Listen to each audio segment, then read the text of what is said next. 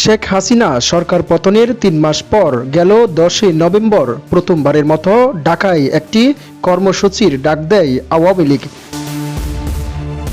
তবে আওয়ামী লীগের সেই কর্মসূচি প্রতিহত করেছে অন্তর্বর্তী সরকার এবং বৈষম্য বিরোধী ছাত্র আন্দোলন।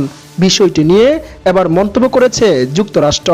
স্থানীয় সময় মঙ্গলবার নিয়মিত প্রেস ব্রিফিংয়ে এক সাংবাদিকদের প্রশ্নের জবাবে এসব বিষয়ে কথা বলেন মার্কিন পররাষ্ট্র দপ্তরের মুখপাত্র বেদান্ত প্যাটেল।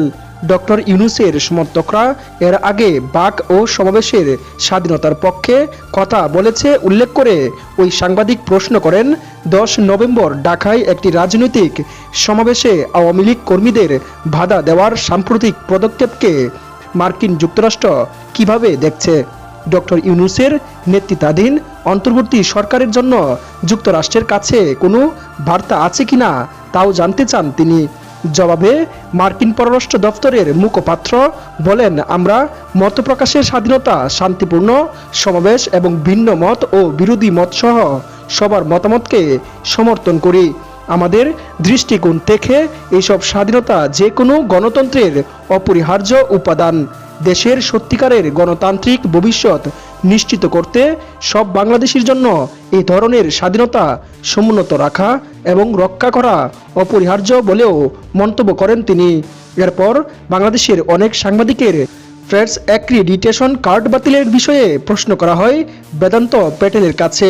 ওই সাংবাদিক প্রশ্ন করেন, সাম্প্রতিক এক প্রতিবেদনে বলা হয়েছে তারা অ্যাসোসিয়েটেড প্রেসের ব্যুরো চিফ সহ বাংলাদেশের ১৮৪ জন সাংবাদিকের ক্রেডেনশিয়াল কার্ড বাতিল করেছে।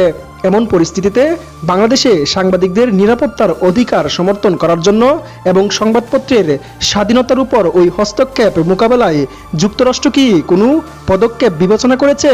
তিনি আরও বলেন, এই বিষয়ে পদক্ষেপ নিতে সম্প্রতি ডক্টর ইউনূসের প্রতি আহ্বান জানিয়েছে committee to protect journalist CPJ. এই বিষয়ে আপনার মন্তব্য কি? জবাবে বেদান্ত প্যাটেল বলেন, আমি এই সংক্রান্ত প্রতিবেদন দেখিনি, তবে এটি সত্য হলে তা দুর্ভাগ্যজনক। বাংলাদেশ সহ যে কোনো জায়গায় যে কোনো পরিস্থিতি সঠিকভাবে তুলে ধরার জন্য মুক্ত সংবাদ মাধ্যম অত্যাবশ্যক। গণমাধ্যমের স্বাধীনতা সবার কাছে গুরুত্বপূর্ণ। সব সাংবাদিকের অধিকার এবং স্বাধীনতা যেন যথাযথভাবে সম্মানিত হয়, আমরা তা উৎসাহিত এবং নিশ্চিত করতে চাই। সাইফুল্লাহ সাইফ, নিউজ ডেস্ক, দৈনন্দিন চিত্র।